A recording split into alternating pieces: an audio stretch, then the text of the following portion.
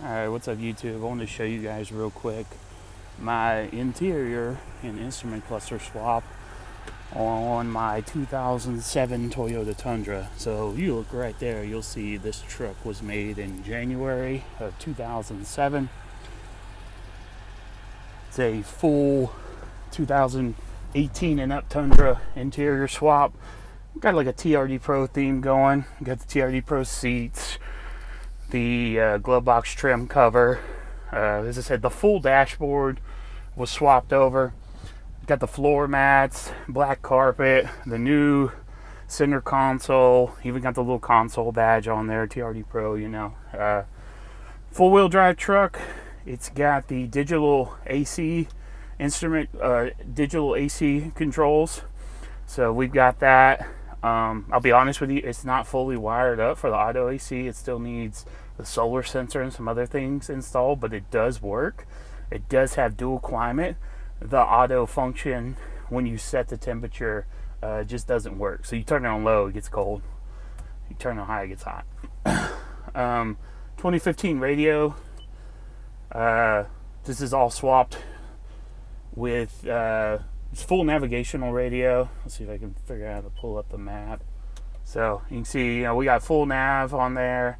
All of this stuff is running on the 2007 electronics. So the fuse boxes, the wiring harness behind the dash, that's all 2007 stuff. Got a 2018 steering wheel here, full radio controls, you know, volume up, volume down, phone controls.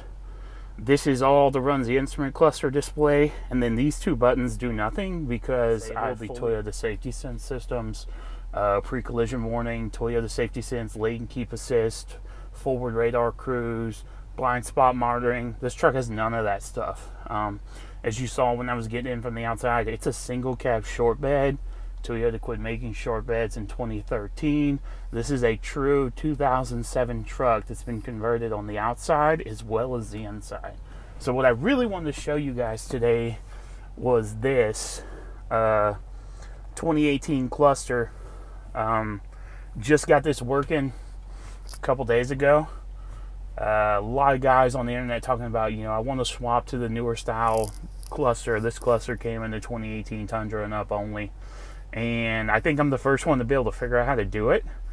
I will tell you there's over a year of research, reverse engineering, and background work into actually making this work and making this happen. So, as I mentioned, all Toyota Safety Sense systems are disabled to make this work. I don't have a forward-facing camera. I don't have a forward-facing radar. I have no parking sensors, no blind spot monitors, none of that stuff. So all those indicators, all those warnings, all those are all bypassed, disabled, turned off, whatever you want to call it. So pretty simple. We look around. On the left side, we got the RPM gauge. Right above that on the left side, oil pressure. Below that, coolant temp. I'll get to the center display in a second. Top right is voltage, bottom fuel, and then the far right is the speedometer. So check out a couple things here. Obviously in the display in the top there, you can see the ambient air temperature. Then there's some icons. Digital speedometer, 0 miles an hour. We're parked in my driveway right now. Range, got about 62 miles to empty. That's getting pretty close to accurate. I got a little under a quarter of a tank of gas right now. That was really, really, really hard to crack and get working. So we'll scroll through these menus. This is the brake menu, time until rest. I programmed mine just to show a full green circle. It'll always show this. It doesn't count down. It doesn't give me warnings for brake time, nothing like that. It's just a screen that shows this image. I really don't even look at it that much, but I figured at least it looks cooler when it's green. It means good. Blank screen. Fuel mileage. This was pretty difficult too. So here we have our total average fuel mileage, about 12.4. That's dropped a little bit since I've been sitting in my driveway idling. Pretty confident I've got this to where it's accurate.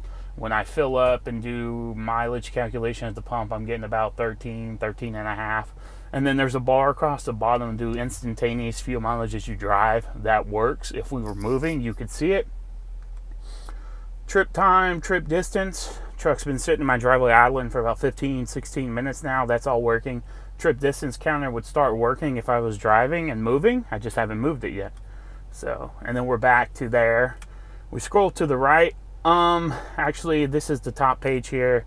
Forward facing radar, lane keep assist, whatever. That shit's all turned off. This is all bypassed. I programmed the tire pressure monitoring display. Filled it with some dummy variables. I actually don't have the right tire pressure ECU to communicate with this, but I still thought it kind of looked cool, so it's there.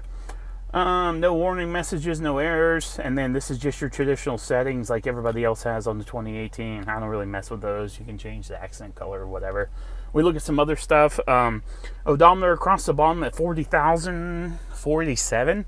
That's actually incorrect. I do have the ability to reflash that. I just got to remove the cluster, and I haven't yet. I'm going to get that done within the next day or two.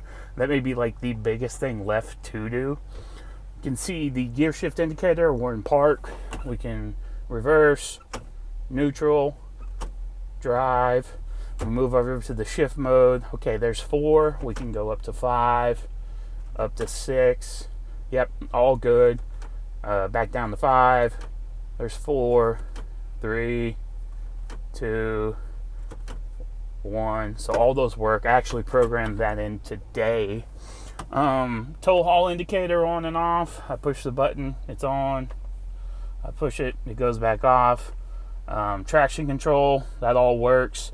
If you'll notice, my lens is a little scratched up. I'm going to order a new one from Toyota. This cluster I pulled in and out so many times. If I get a new plastic lens, you won't see any of these smudges, swirl marks you're starting to see. I'm not wearing my seatbelt, that's why that light's on. Headlights, headlight indicators, so bright lights, dim. The low headlight beams are on, and the fog lights. Turn the fog lights on and off. If we switch to highs, obviously fog lights go off. There's the bright light indicator.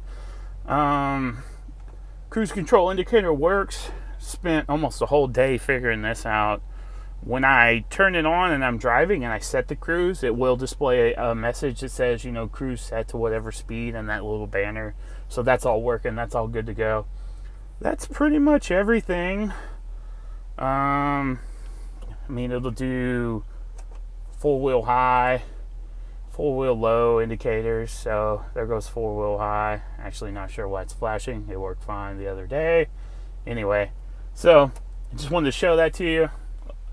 Like I said, this is a 2007 with a full 2018 and up interior. And then as you can see, it's a single cab, 2 doors, 2 bucket seats. There's the bed back there. Not a lot of room. It's a fun truck, weekend truck. So